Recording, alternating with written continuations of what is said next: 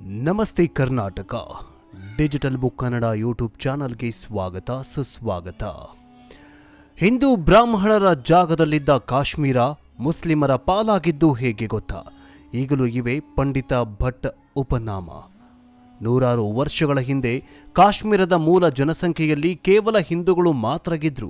ನಂತರ ಅವರೆಲ್ಲ ಮುಸ್ಲಿಂ ಆಗಿ ಮತಾಂತರಗೊಂಡಿದ್ದಾದರೂ ಹೇಗೆ ಈಗಲೂ ಬಳಕೆಯಾಗ್ತಿವೆ ಬ್ರಾಹ್ಮಣ ಮತ್ತು ಹಿಂದೂಗಳ ನಾಮಗಳು.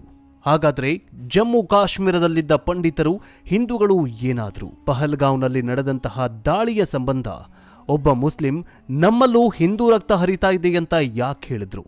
ಜಮ್ಮು ಕಾಶ್ಮೀರದ ಪಂಡಿತರು ಮತ್ತು ಹಿಂದೂಗಳ ಬಗೆಗಿನ ಅಚ್ಚರಿಯ ಮಾಹಿತಿಯನ್ನ ಇವತ್ತಿನ ಈ ವಿಡಿಯೋದಲ್ಲಿ ಸಂಪೂರ್ಣವಾಗಿ ಹೇಳಿಕೊಡ್ತೀವಿ. ಪಹಲ್ಗಾಂವ್ನಲ್ಲಿ ನಡೆದಂತಹ ದಾಳಿಯ ಬಗ್ಗೆ ನಿಮಗೇನನ್ಸುತ್ತೆ? ಪಾಕಿಸ್ತಾನದ ವಿರುದ್ಧ ನಾವು ಯುದ್ಧ ಮಾಡಬೇಕಾ ಇಲ್ಲ ರಾಜಿ ಮಾಡ್ಕೊಳ್ಬೇಕಾ? ಕಮೆಂಟ್ ಮೂಲಕ ತಿಳಿಸಿ. ಬನ್ನಿ ವಿಡಿಯೋವನ್ನ ಶುರು ಮಾಡೋಣ. ಭಾರತದ ವಿರುದ್ಧ ಉಗ್ರರನ್ನ ಛೂ ಬಿಟ್ಟು ಪಾಕಿಸ್ತಾನದ ವಿರುದ್ಧ ಭಾರತ ಸಿಡಿದೆದ್ದಿದೆ. ನೀರು ಕೊಡಲ್ಲ,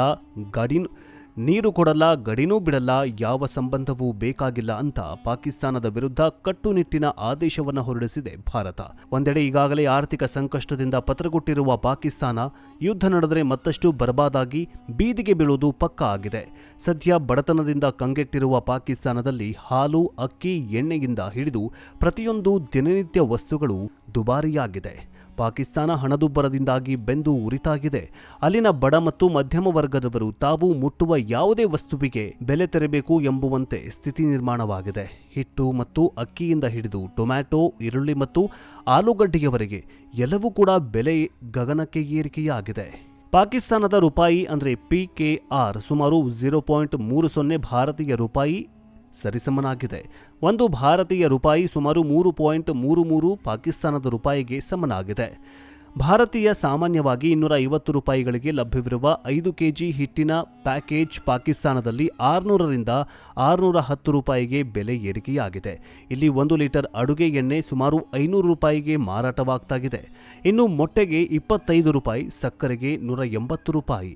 ಭಾರತದಲ್ಲಿ ನೀವು ಪ್ರತಿದಿನ ಮೊಟ್ಟೆಗೆ 5 ಅಥವಾ 6 ಅಥವಾ 7 ರೂಪಾಯಿ ನೀವು ಕೊಡ್ತೀರಿ. ಆದರೆ ಪಾಕಿಸ್ತಾನದಲ್ಲಿ ಒಂದು ಮೊಟ್ಟೆಯ ಬೆಲೆ 25ರಿಂದ 27 ರೂಪಾಯಿ ಆಗಿದೆ. ಇಲ್ಲಿ 1 kg ಸಕ್ಕರೆಯ ಬೆಲೆ 180 ರೂಪಾಯಿಯಂತೆ. ಇನ್ನು ಹಾಲಿನ ಬೆಲೆ 1 ಲೀಟರ್ಗೆ ಸುಮಾರು 150 ರೂಪಾಯಿ ಇದೆ ಅಂತ ಹೇಳಲಾಗಿದೆ.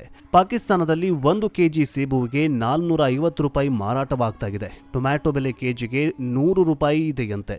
ಇದರ ಪರಿಣಾಮವಾಗಿ ಸಾಮಾನ್ಯ ಜನರು, ಕುಟುಂಬಸ್ಥರು ಈ ಒಂದು ಸಾಲದ ಹೊರೆಯನ್ನ ಮತ್ತು ಈ ಬೆಲೆ ಏರಿಕೆಯಿಂದಾಗಿ ಪಾಕಿಸ್ತಾನವೇ ಬೇಡವೇ ಬೇಡ ಅಂತ ಪಣತೊಟ್ಟಿ ನಿಂತಿದ್ದಾರಂತೆ. ಅಲ್ಲಿನ ಜನರು ನವಾಜ್ ಶರೀಫ್ ಸರ್ಕಾರದ ವಿರುದ್ಧ ಯುದ್ಧ ಮಾಡೋದಕ್ಕೆ ಸಿದ್ಧರಾಗಿದ್ದಾರೆ. ಪಾಕಿಸ್ತಾನದ ಬಗ್ಗೆ ಮೊದಲೇ ಭವಿಷ್ಯವಾಣಿಯನ್ನು ನುಡಿದಿದ್ರು. ಈ ಭವಿಷ್ಯವಾಣಿಯಲ್ಲಿ ಪಕ್ಕದ ರಾಷ್ಟ್ರಗಳಿಂದ ಭಾರತಕ್ಕೆ ಕೇಡುಗಾಲ ಇದೆ, ಆದ್ದರಿಂದ ಭಾರತವು ಕೂಡ ಪ್ರತ್ಯುತ್ತರ ನೀಡುತ್ತೆ ಅಂತ ಹೇಳಿದ್ರು. ಅದರಂತೆ ಈಗ ಭಾರತವು ಕೂಡ ಪಾಕಿಸ್ತಾನದ ವಿರುದ್ಧ ಯುದ್ಧದ ಕಾರ್ಮೋಡ ಮತ್ತು ಯುದ್ಧವನ್ನು ನಡೆಸುವ ಸಾಧ್ಯತೆ ಇದೆ ಅಂತ ಹೇಳಲಾಗಿದೆ. ಜೊತೆಗೆ ಪಾಕಿಸ್ತಾನವು ಭೂಪಟದಿಂದ ಮಾಯವಾಗುತ್ತೆ ಅಂತಲೂ ಕೂಡ ಭವಿಷ್ಯವಾಣಿಯನ್ನು ನುಡಿದಿದ್ರು. ಅದರಂತೆ ಈಗ ಇದಕ್ಕೆ ಪೂರಕವೆನ್ನುವಂತೆ ಈಗ ಕೋಡೀಶ್ವರಿಗಳ ಭವಿಷ್ಯವಾಣಿ ನಿಜವಾಗ್ತಾ ಇದೆಯಾ ಅನ್ನುವಂತಹ ಪ್ರಶ್ನೆ ಎಲ್ಲರನ್ನ ಕಾಡ್ತಾಗಿದೆ. ಇನ್ನು ಜಮ್ಮು ಕಾಶ್ಮೀರದಲ್ಲಿ ಹೇಗೆ ಮತಾಂತರ ಆಯಿತು, ಜಮ್ಮು ಕಾಶ್ಮೀರದಲ್ಲಿ ಬ್ರಾಹ್ಮಣರು ಹೇಗೆ ಮುಸಲ್ಮಾನರಾಗಿ ಪರಿವರ್ತನೆಗೊಂಡ್ರು ಅನ್ನೋದನ್ನೇ ಹೇಳ್ತೀವಿ ನೋಡಿ. ಕಾಶ್ಮೀರ ಮುಸಲ್ಮಾನರ ಪ್ರದೇಶವೇ ಆಗಿದೆ. ಇಸ್ಲಾಂ ಧರ್ಮದ ಆಗಮನಕ್ಕೂ ಮೊದಲು ಕಾಶ್ಮೀರದಲ್ಲಿ ಹಿಂದೂಗಳೇ ಇದ್ರು. ಅದರಲ್ಲೂ ಪಂಡಿತರು ಎಂದೇ ಕರೆಯಲ್ಪಡುವ ಬ್ರಾಹ್ಮಣರ ದೊಡ್ಡ ವರ್ಗವೇ ಇತ್ತು. ಕಾಶ್ಮೀರ ಪಂಡಿತರು ಕಾಶ್ಮೀರ ಕಣಿವೆಯ ಪಂಚಗೌಡ ಬ್ರಾಹ್ಮಣ ಗುಂಪಿಗೆ ಸೇರಿದವರು.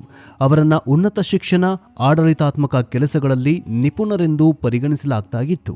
ಪಂಡಿತರಿಂದ ಕಾಶ್ಮೀರ ಗಿರಿ ಇಡೀ ಜನಸಂಖ್ಯೆ ಇಸ್ಲಾಂಗೆ ಹೇಗೆ ಮತಾಂತರವಾಯಿತು? ಇಂದಿಗೂ ಈ ಮುಸ್ಲಿಂ ಜನಸಂಖ್ಯೆಯ ಹೆಚ್ಚಿನ ಜನರು ತಮ್ಮನ್ನ ಮುಸ್ಲಿಂ ಪಂಡಿತರು ಅಂತ ಕರೆದುಕೊಳ್ತಾರೆ, ಉಪನಾಮವನ್ನ ಸಹ ಬಳಸ್ಕೊಳ್ತಾರೆ.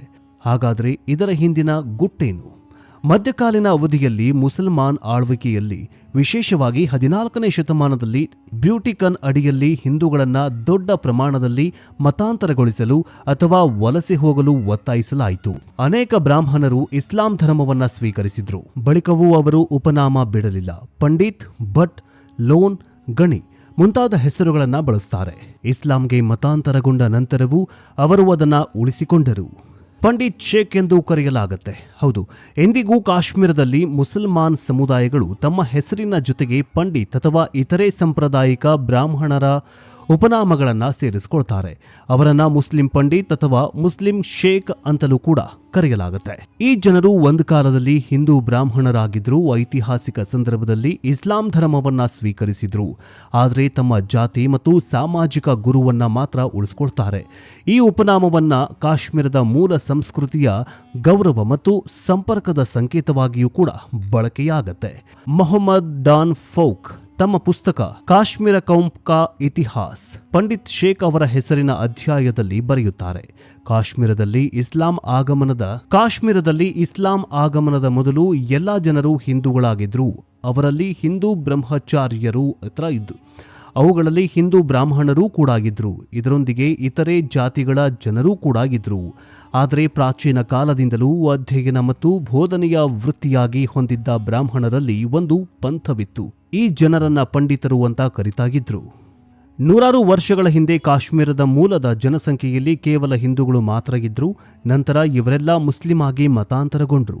ಇಸ್ಲಾಂನ ಒಂದು ಪಂಗಡ ಪಂಡಿತ್ ಎಂಬ ಬಿರುದನ್ನ ಉಳಿಸಿಕೊಳ್ಳುತ್ತೆ. ಇಸ್ಲಾಂ ಧರ್ಮವನ್ನ ಸ್ವೀಕರಿಸಿದ ನಂತರ ಈ ಪಂಥವು ಪಂಡಿತ್ ಎಂಬ ಬಿರುದನ್ನ ಉಳಿಸಿಕೊಳ್ಳುತ್ತೆ.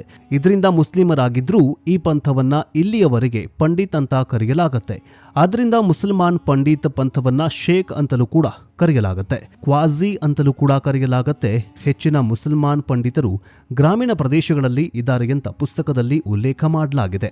ಕಾಶ್ಮೀರದಲ್ಲಿ ಮುಸಲ್ಮಾನ್ ಪಂಡಿತರ ಜನಸಂಖ್ಯೆ ಸುಮಾರು 50,000 ಇರುತ್ತೆ. ಇವರು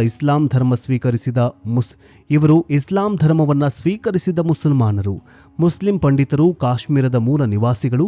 ಈ ಪಂಡಿತರೇ ನಿಜವಾದ ಕಾಶ್ಮೀರಿಗಳು ಅಂತ ಪುಸ್ತಕದಲ್ಲಿ ಹೇಳಲಾಗಿದೆ. ಭಟ್, ಲೋನ್ ಮತ್ತು ಘನಿ ಬರೆದಿರುವಂತಹ ಒಂದು ಕಾಲದಲ್ಲಿ ಹಿಂದೂ ಪಂಡಿತರಾಗಿದ್ರು. ಇಸ್ಲಾಂ ಧರ್ಮ ಸ್ವೀಕರಿಸುವ ಮೊದಲು ಪಂಡಿತರನ್ನ ಹೊಂದಿರುವ ಮುಸಲ್ಮಾನ್ ಅತ್ಯುನ್ನತ ವರ್ಗದವರಾಗಿದ್ರು. ಇದು ಬ್ರಾಹ್ಮಣರಲ್ಲೂ ಕೂಡ ಒಂದು ದೊಡ್ಡ ವರ್ಗವಾಗಿತ್ತು ಅಂತ ಹೇಳಲಾಗಿದೆ. ಅನೇಕ ಬ್ರಾಹ್ಮಣರು ಇಸ್ಲಾಂ ಧರ್ಮವನ್ನ ಸ್ವೀಕರಿಸಿದ್ರು. ಬಳಿಕವೂ ಅವರು ಉಪನಾಮ ಬಿಡಲಿಲ್ಲ. ಪಂಡಿತ್, ಭಟ್, ಲೋನ್, ಗಣಿ ಮುಂತಾದ ಹೆಸರುಗಳನ್ನು ಬಳಸ್ತಾರೆ. ಇಸ್ಲಾಂಗೆ ಮತಾಂತರಗೊಂಡ ನಂತರವೂ ಅವರು ಅದನ್ನು ಉಳಿಸಿಕೊಂಡರು. ಪಂಡಿತ್ ಶೇಖ್ ಎಂದು ಕರೆಯಲಾಗುತ್ತೆ. ಹೌದು, ಎಂದಿಗೂ ಕಾಶ್ಮೀರದಲ್ಲಿ ಮುಸಲ್ಮಾನ್ ಸಮುದಾಯಗಳು ತಮ್ಮ ಹೆಸರಿನ ಜೊತೆಗೆ ಪಂಡಿತ್ ಅಥವಾ ಇತರೆ ಸಾಂಪ್ರದಾಯಿಕ ಬ್ರಾಹ್ಮಣರ ಉಪನಾಮಗಳನ್ನು ಸೇರಿಸಿಕೊಳ್ತಾರೆ. ಅವರನ್ನ ಮುಸ್ಲಿಂ ಪಂಡಿತ್ ಅಥವಾ ಮುಸ್ಲಿಂ ಶೇಖ್ ಅಂತಲೂ ಕೂಡ ಕರೆಯಲಾಗುತ್ತೆ. ಈ ಜನರು ಒಂದು ಕಾಲದಲ್ಲಿ ಹಿಂದೂ ಬ್ರಾಹ್ಮಣರಾಗಿದ್ರು. ಐತಿಹಾಸಿಕ ಸಂದರ್ಭದಲ್ಲಿ ಇಸ್ಲಾಂ ಧರ್ಮವನ್ನ ಸ್ವೀಕರಿಸಿದ್ರು. ಆದರೆ ತಮ್ಮ ಜಾತಿ ಮತ್ತು ಸಾಮಾಜಿಕ ಗುರುವನ್ನ ಮಾತ್ರ ಉಳಿಸ್ಕೊಳ್ತಾರೆ.